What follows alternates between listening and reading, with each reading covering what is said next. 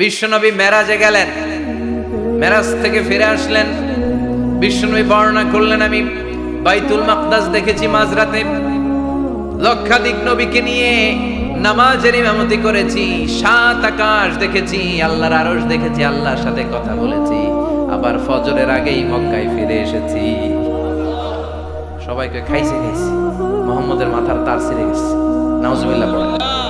আবু জাহেল, উতবা, সাইবা সবাই মিলে একটা সুযোগ পেল, বললো এতদিন আমরা আবু বকররে বুঝাইতে পারি না, আজকে মুহাম্মদ যে গাঞ্জাখুরি কথা বলে এটা বললে আবু বকররে আমাদের দলে নিয়ে আসা যাবে।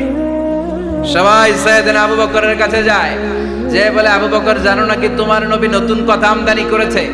কি বলেছে আমার নবী? তোমার নবী বলে মাঝরাতে বাইতুল মাকদাস গিয়েছে। বাইতুল মাকদাস তখন দ্রুতগামী ঘোড়া দিয়ে ছুটলেও যেতে লাগে 15 দিন। অ্যাবাউট টার্ন কাম ব্যাক, ফিরে আসতে আরো 15 দিন, মোট কয় দিন? 1 মাস। যেতে আসতে 1 মাস। তোমার নবী মাঝরাতে নাকি বাইতুল মুকাদ্দাসে ইমামতি করছে, 7 আকাশ ঘুরেছে, আল্লাহর আরশ দেখেছে, আল্লাহর সাথে কথা বলেছে, আবার ভোর হওয়ার আগে নাকি মক্কার জমিনে ফিরে এসেছে। আবু বকর বললেন, আসলেই কি আমার নবী এই কথা কইছে? সবাই এক বাক্যে বলে, হ্যাঁ তোমার নবী মুহাম্মদ এই কথা বলেছে। আবু বকর দ্ব্যর্থহীন কণ্ঠে ঘোষণা করে দিলেন, আমার নবী যদি এই কথা বলে থাকে, আমার নবী সত্য বলেছে, সত্য বলেছে, তিনি কখনো মিথ্যা বলতে পারে? বিশ্বনবী খুশি হয়ে গেলেন, সাইয়েদনা আবু বকরের জন্য দোয়া করে দিলেন, আর বললেন, আবু বকর আনতা লাস্তা আবু বকর ফাকাত, আজকে থেকে তুমি শুধু আবু বকর নও, আজকে থেকে তুমি আবু বকর সিদ্দিক। সিদ্দিক, সত্য গ্রহণে, সত্য প্রকাশে, সত্য মানার ক্ষেত্রে আপোষী, কোনো আপোষ নাই। চিল্লায় কোন ঠিক কিনা? সে আল্লাহ বললেন, ওয়াযকুর ফিল কিতাবি ইব্রাহিম ইন্নাহু কানা সিদ্দিকান নাবিয়্যা। ও নবী, আপনার এই কোরআনের ভেতরে আমার খলিলের নামটা রাখেন, কারণ আমার খলিল যেন তেন কোনো নবী নয়, সাধারণ পয়গম্বর নয়, আমার নবী ইব্রাহিম হলো সিদ্দিক, সত্য প্রকাশে আপোষী। এজন্য আল্লাহ খুশি হয়ে ওনার একটা টাইটেল দিলেন, টাইটেলটা হলো খলিল। ওয়াত্তাখাযাল্লাহু ইব্রাহিমা, চিল্লায় বলেন ওয়াত্তাখাযাল্লাহু ইব্রাহিমা, আমি ইব্রাহিমকে খলিল বানিয়েছি। খলিল মানে দোস্ত। খলিল মানে কি? আল্লাহ দুনিয়ার একজনের দোস্ত ডাকে। কি মজার ব্যাপার, কেমন লাগে তার কাছে শুনতে? সুবহানাল্লাহ কইবেন না? ওনারে বানাইলেন খলিল, আর বিশ্বনবীরে বানাইলেন হাবিব। সুবহানাল্লাহ পড়েন। বাপ বেটা সব নিয়ে গেছে। সাইয়েদনা ইব্রাহিম হচ্ছেন বাবা, আর বিশ্বনবী ছেলে। বিশ্বনবীর অনেক উপরের পুরুষ হচ্ছে সাইয়েদনা ইব্রাহিম। তো এটা পর্দাদা না, বাবা না? বিশ্বনবী বলতেন, আনা দাওয়াতু আবি ইব্রাহিম, আমি নবীরে বয়ান আসানাসি করো, আমি তো ইব্রাহিম আলাইহিস সালামের দোয়ার ফসল। উনি যদি মক্কায় দাঁড়িয়ে দোয়া না করতেন, আমার বিশ্বনবীর জন্ম হতো না। সুবহানাল্লাহ পড়েন। এজন্য বাবা হলো খলিল, ছেলে হলো হাবিব। খলিল মানেও বন্ধু, হাবিব মানেও বন্ধু। খলিল মানে এমন বন্ধু যেই বন্ধু আল্লাহরে খুশি করার জন্য কাজ করে, আর হাবিব মানে এমন বন্ধু যারে খুশি করার জন্য আল্লাহ নিজে কাজ করে। কার পাওয়ার বেশি? হাবিবের কয়েক ডিগ্রি বেশি। সুবহানাল্লাহ পড়েন। তার মানে বাপ বেটা, বাবা হলো খলিল, ছেলে হলো হাবিব। এই বাপ বেটার মধ্যে অনেক বিষয়ে মিল আছে না নাই? হাদিস কোরআনে খুঁজলে আপনি অনেকগুলো মিল পাবেন। আজকে 7টা মিলের কথা শোনাবো। সাইয়েদনা ইব্রাহিম আলাইহিস সালাম আর বিশ্বনবীর মাঝে 7টা মিল খুঁজে পাওয়া যায়। চিৎকার করে বলেন কয়টা? শুনবেন? কষ্ট হচ্ছে? ঘুমে ধরছে? রাত তো অনেক হয়ে গেল, সর্বনাশ 11টা। হ্যাঁ, শুনবেন? কতক্ষণ? সারা রাত। তাকবীর পড়া যাবে? হ্যাঁ, জোরে না আস্তে? ভাগাভাগি করে দেন। শুরুতে বিবাহিতরা দেন,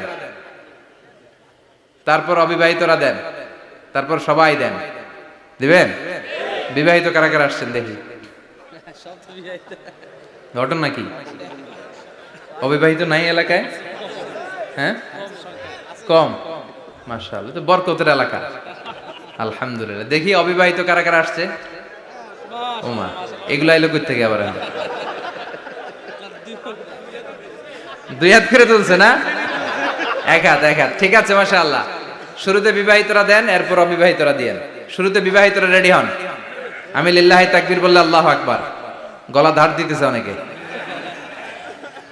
বিবাহিতরা রেডি? দেখবো কাদের পারফরমেন্স কেমন হয়। বিবাহিতরা পড়েন লিল্লাহি তাকবীর। অনেক আওয়াজ, সংখ্যায় বেশি এরা।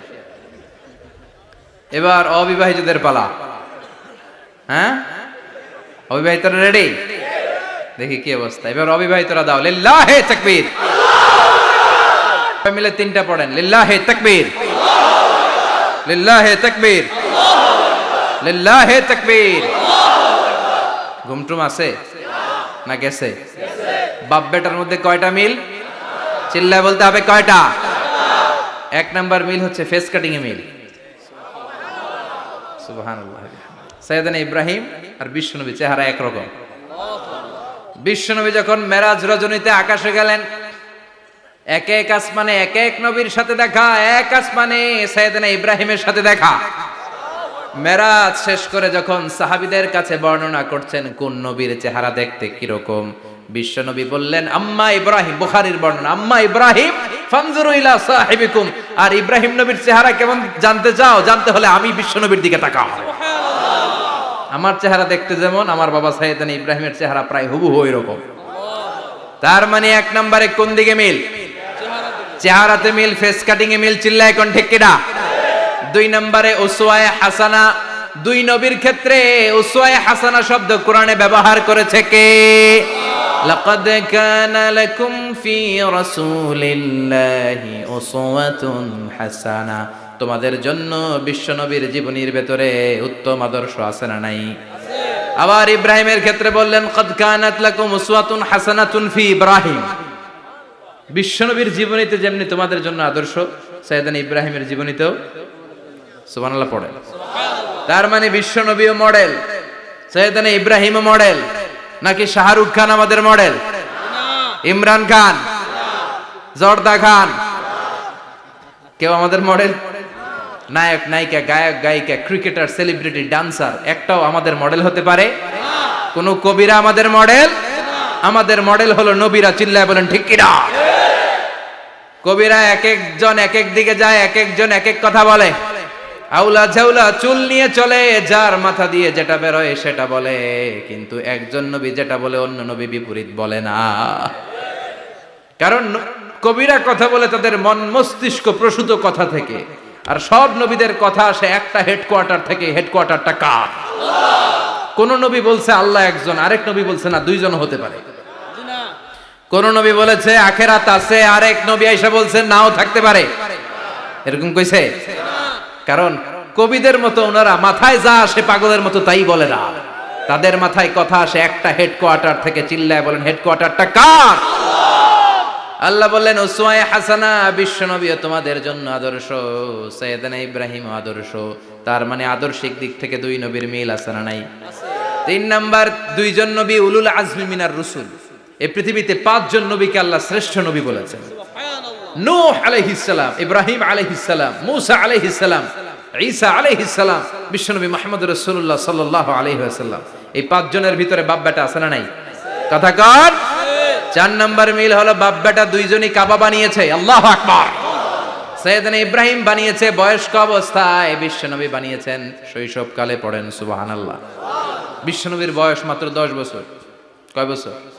10 বছর বয়স আমরা লুঙ্গিও পড়তাম না। কথা কন। ছোট বাচ্চারা অনেক সময় এই বয়সে লুঙ্গি খুলে ফেলায় না? গরমকাল আসলে লুঙ্গিগুলা সব খালের সামনে থুইয়া ডুবায়, চোখগুলা লাল করে আর করে বাইরে আছে না নাই? কিন্তু বিশ্বনবী লুঙ্গি খোলেন না, লুঙ্গি পড়ে থাকে। কাবা ঘর নির্মাণের কাজ শুরু হলো, বিশ্বনবী পাথর টানতে শুরু করলেন। বিশ্বনবীর বয়সের 8-10 বছরের ছোট বাচ্চারা সবগুলা লুঙ্গি খুইলা কাঁধে লইছে। সব বাচ্চারা লুঙ্গি খুলে কাঁধে নিয়েছে, আর ওই কাঁধের লুঙ্গির উপরে পাথর নিয়েছে যাতে ব্যথা না পায়। বুদ্ধি আছে। লুঙ্গি খুলে কাঁধে রেখেছে, কাঁধের উপরে পাথর রেখেছে। কিন্তু বিশ্বনবী, সবাই পাথর টানে একটা, বিশ্বনবী টানে দুইটা, কিন্তু বিশ্বনবী লুঙ্গি খোলে না। কি নবী ছিলেন, কি লাজুক ছিলেন। এখন আমাদের মধ্যে লাজুকতা নাই।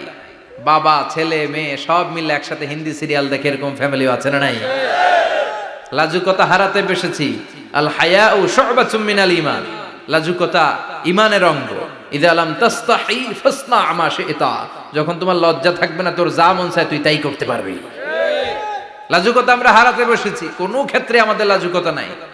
বিশ্বনবী এত লাজুক ছিলেন, হালিমাতুস সাদিয়া বলে 5 বছর কোরাইশি মুহাম্মদকে আমি লালন পালন করলাম, একদিনও কাঁদতে দেখি